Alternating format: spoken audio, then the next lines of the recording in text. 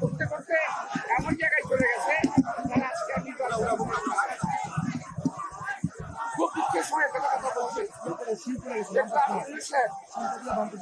জাপানে বসে কিন্তু লজ্জাও লাগলো না দেশের সম্পর্কে বিদেশে বসে তিনি বললেন একটি দল নির্বাচন চায় আমরা বলতে চাই একটি লোক নির্বাচন চায় না নির্বাচন চায় না বিএনপি বরাবর নির্বাচন চেয়েছে ডিসেম্বরের মধ্যে এবং এই ডিসেম্বরের কথা কিন্তু তিনি স্বয়ং বলেছেন আমরা বলি না তারই প্রস্তাব পরবর্তী তিনি শিফট করে চলে গেলেন জুন মাসে নির্বাচন বলেন এই নির্বাচন হবে না সুতরাং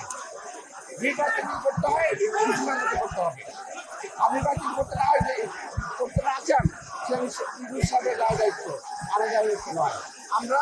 জাতির বাংলাদেশ জনগণ এই নির্বাচন আদায় করবো নইলে এই দেশের ভৌগোলিক অসুবিধা থাকবে না আপনি সবাই কাজের ধন্যবাদ।